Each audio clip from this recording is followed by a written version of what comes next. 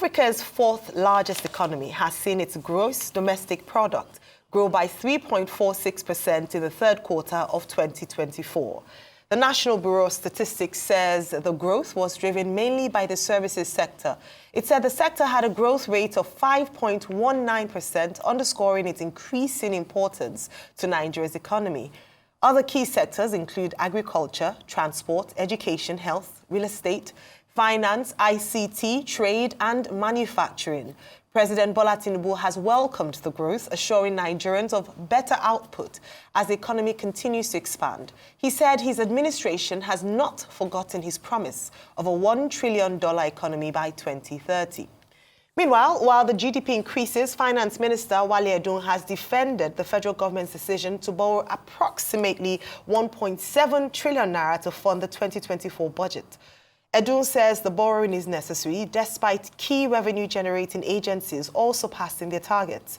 He was speaking at an interactive session with lawmakers on the 2025-2027 medium-term expenditure framework and fiscal strategy paper at the National Assembly complex. Arise correspondent Omo Bazwaye reports. Nigeria's finance minister and coordinating minister of the economy, Wale Edun, is at the Senate to defend the federal government's proposed expenditure for 2025. It's a whopping 49.7 trillion naira. But first, the minister provides explanation to lawmakers about the federal government's continued borrowings, despite the government's revenue books looking good. FIRS have also given us an indicator that there will be more revenue. But yet, we are going for NNPC too. But yet, we are going for more borrowing. So, will that make our economy grow? And I recommended the rejigging of all the revenue-generating agencies. And gladly and thankfully, they have surpassed their target. The question is, why do we still borrow? So I'm reinforcing the same questions raised by Senator Alero. Edun reminds the lawmakers that the borrowings are based on previous parliamentary appropriations and their approvals. He says the borrowing is necessary to fund the budget deficit, facilitate productivity, and cater for the poorest of the poor. The revenue effort has been good, but we still need to do better. And in the meantime, we still need to borrow productively, effectively, and sustainably, all in an aim to invest in the Nigerian economy, not just infrastructure, but also social services, health services, education, and intervention in terms of a social safety net to help the poorest and most vulnerable. In separate presentations, key revenue-generating agencies, especially the Federal Inland Revenue Service, Customs, Nigerian National Petroleum Company Limited, and the Nigerian Upstream Petroleum Regulatory Commission, confirmed that their revenues are looking good and that they have all surpassed their budget targets for 2024. Our target for 2024 was 5.09 trillion, 5 trillion and some few millions. As at the middle of November, sometimes last week, we have reached this target by at least a trillion naira. Our target, our budget was 12.3 trillion, but we'll meet 13.1 trillion by the end of this year. That's how we'll exceed our target. The target we were given based on last year is 19.4 trillion, and which is a little bit above 57% compared to the previous year. So reviewing the last 10 months, we've exceeded that performance by roughly 15%. President Bola Tinubu had last week requested a fresh borrowing of $2.2 billion, approximately 1.767 trillion naira, from the National Assembly. The lawmakers, in barely 48 hours, expeditiously granted approval to Tinubu's request. Meanwhile, the 2024 budget is expected to expire in less than 1 month from now. Omo Bazwai, Arise News. Well, thank you very much, Omo.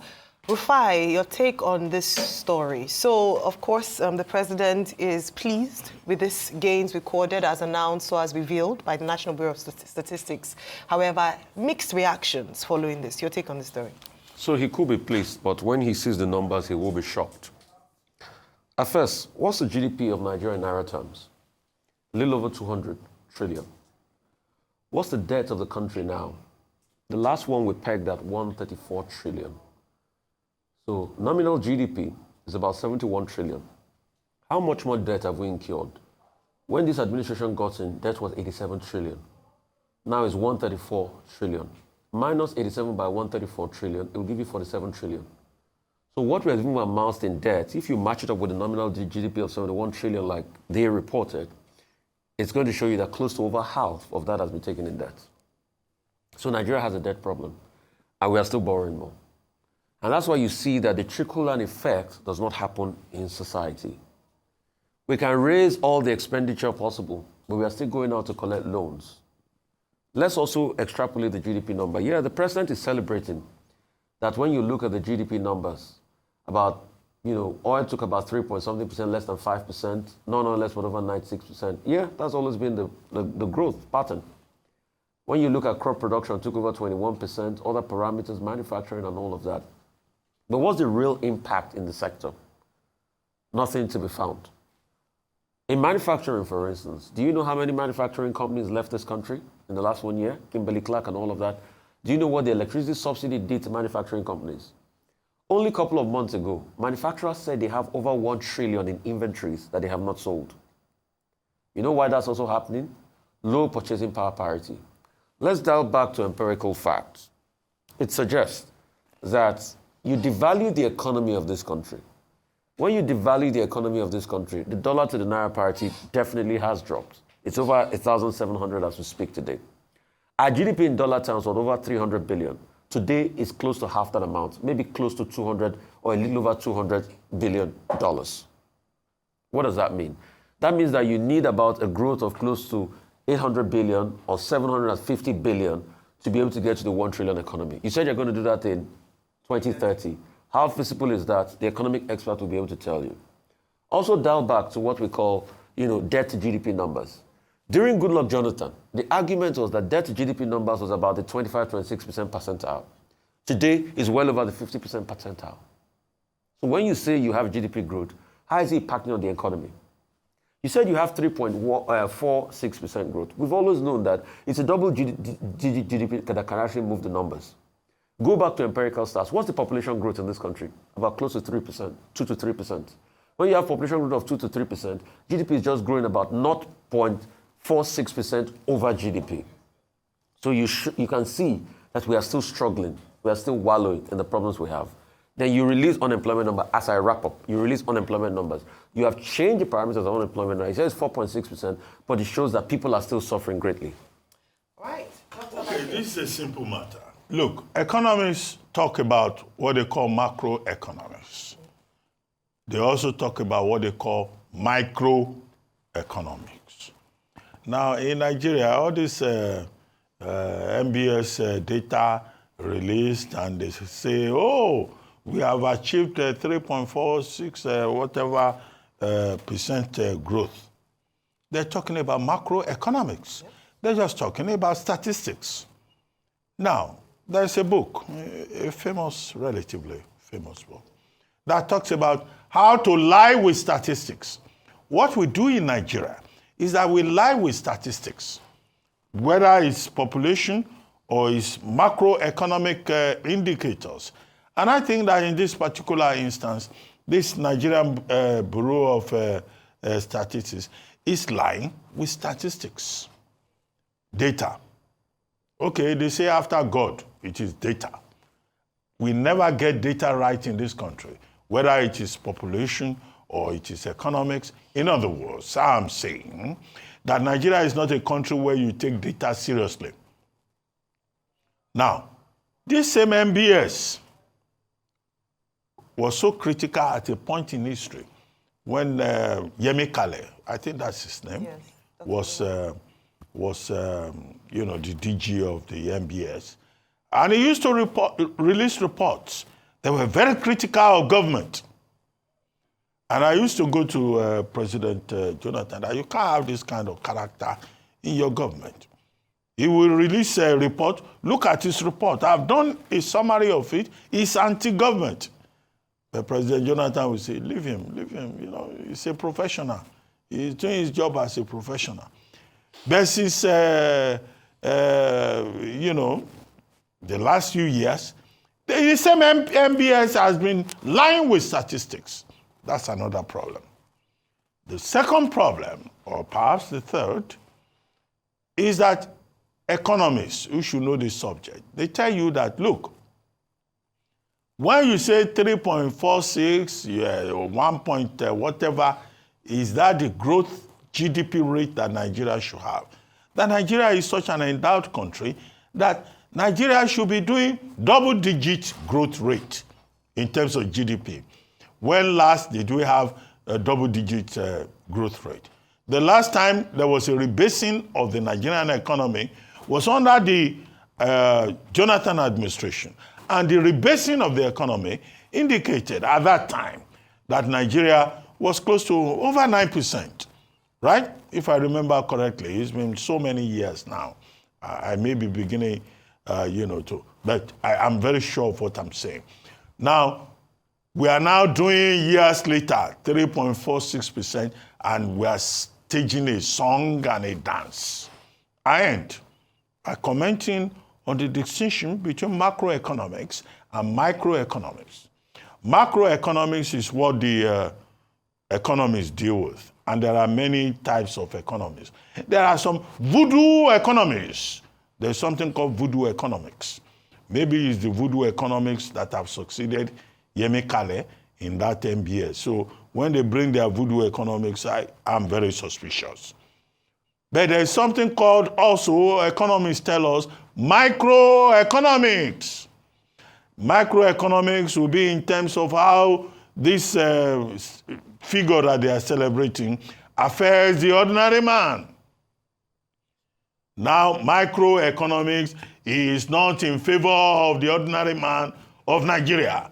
The ordinary man that cannot get electricity, the ordinary man that cannot get jobs, the ordinary man that cannot buy fuel at a tolerable rate, except with the intervention now, and we'll see the effect of it, of Father Christmas, Alhaji Aliko Dangote, who has chosen to be the Father Christmas to help Nigeria. The truth of the matter is that transportation cost is high. So what we need to do, it seems to me, is for government, apart from staging a song and a dance, to address this misalignment between macroeconomics and microeconomics, between monetary policy and fiscal policy.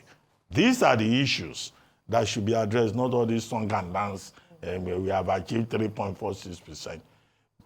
Well, all right, well, voodoo economics. 3.46% growth, and the president is celebrating, albeit saying that this proves that there's a lot more work to be done and to make more gains with regards to some of the reforms they've made, his administration has made. But rightly said, we can bandy the numbers around and say, oh, we've made gains in this area, the services sector is contributing this, non-oil sector is improving, we're seeing gains in those areas. Unemployment numbers, agree with it or not, if you look at it comparatively, are decreasing or increasing. But the challenge for a lot of people, for a lot of Nigerians, it's not the statistics that they're looking forward to. It's how this trickles down to the reality of ordinary Nigerians. And as was said by Nasima, the president of Nasima, he'd mentioned that it's a growth rate that does not in any way impact on the 56% on a poverty level of Nigerians as revealed with World Bank statistics of 2024. Is nothing to celebrate. Because at the end of the day, like Dr. Bati had mentioned, we can look at the macro indices, the gains from the macro indices, but if the micro indices still remain dull and look very, very unappealing or unpalatable for the Nigerian people, then we can celebrate these macro gains, but if it doesn't translate to micro indices, gains in micro indices, then it is almost nothing for the Nigerian people. let me use the parlance of the street. Now, statistics will go chop. Is it what people are looking forward to? What people are concerned about is being able to put food on their table, being able to have disposable income to afford a livelihood that they can go home and be able to, provide for their family members, that they're able to have access to jobs. And then this brings the attention to services and the concerns raised by some economists about the fact that the major contribution to the growth rate is in the services sector, especially the financial sector, and this is not sustainable. Then it raises questions around investments made in the real sector, in agriculture, in real estate, in manufacturing. The Manufacturers Association of Nigeria have spoken out a number of times about how some of the reforms, the policies by this administration is killing the sector, whereby their manufacturing industries are closing. And if they are closing, you can understand that these areas or these sectors contribute significantly to unemployment or employment numbers in Nigeria. So if we're celebrating 30% growth in the financial services sector, fantastic. But if we're also looking at just a mere 1% in the real sector, then we have a real problem on our hands, especially because this administration has spoken about its investment in agriculture. We've talked about how much has been done to improve the agricultural sector, and we've talked about the potentials in the agricultural sector. So these are the concerns of people. It's great, of course, the presidency will celebrate a 3.46% GDP growth, growth in the GDP for this year, for this quarter. But the Nigerian people, it's not statistics that they want to eat, in quote. It's not statistics that matter to them. What matters to them is the real impact of these numbers that have come out. So again, like we've mentioned or has been said, statistics, you can, with regards to the NBS and whether or not the veracity of their statistics, we can debate that a lot. But what people want to see are real gains for the Nigerian people, and hopefully we'll be able to fix that disconnect between macro indices, gains in macro indices, and gains in micro indices. Some suggestions have been made: deal with corruption, deal with ostentatious living and lavish spending by the government, and a number of these things that will then make these numbers make sense for the Nigerian people. Well, we'll be talking about this in further detail as we have a guest coming up very shortly to discuss this. But for some entertainment, the Rise News has added a series of awards to its repertoire. The 2024 edition of the Media Night Out event, which took place in Lagos on Sunday evening, saw the Rise News Network leading the charge of awards, which included special recognition of 3 members of the Arise team. Our very own Dr. Ruben Abati was awarded, and I had to, breathe in to say the award, most sagacious, sapient, and constructive social political analyst on television. And Arise international correspondent, the one and only Adefemi Akinsoya, was awarded legendary reporter of the year, while Okpeyemi Adeniu received an award for being the illustrious videographer of the year. We say a big congratulations to the winners and a huge thank you to our viewers. To thank the organizers of this event for considering me worthy of this recognition. I think this is the second time I'm getting an award from, this organization. I like all the adjectives with which you have described me, but this is at a time when I'm probably the most controversial TV presenter in Nigeria. So that makes it even, doubly enlightening, doubly satisfying. And I want to thank all of you who have been here, and I dedicate this award to, well, two people, let me say, in the sense that an organization can be described as a personality. First, to Arise News, and also to my wife, Kike Lomo Atondawu Abati, who I accompanied here originally only to get this pleasant surprise. I'm grateful. My pleasure, my honor to present this award to the legendary reporter of the year 2024 TV, Adefemi Akinsoya from Arise TV. Congratulations. Well, I just wanted to say a huge thank you to the organizers. Thank you very much for recognizing us. This is actually the first award I've ever won. So for it to be here in the country I love, for doing the work that I love, I'm so grateful. I just want to say a huge thank you to everyone who watches Arise. and to the chairman of Rise News, Prince Nduka Bagbena, for giving me my first job in journalism. It's been a great 10 years. I'm so grateful. A huge thank you to my family. My auntie Dayo is here. And to my colleagues, Dr. Ruben Abati is here, and my very, very best friend, Yemi Adenu, who is our cameraman. He and I, we are 5 and 6 in our office. Whatever I do, he's right there beside me. So I'm so grateful. Thank you so much, and God bless you all.